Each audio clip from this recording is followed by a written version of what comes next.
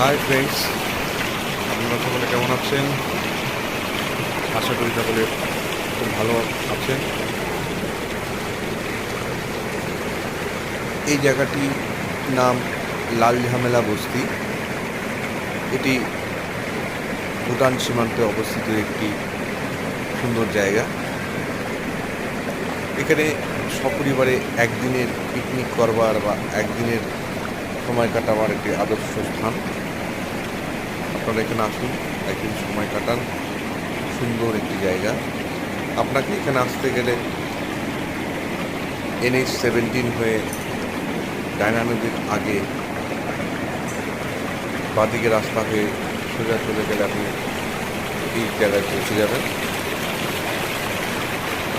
সামনে ব্রিজটা দেখতে পাচ্ছেন, এটা ভুটানের একটি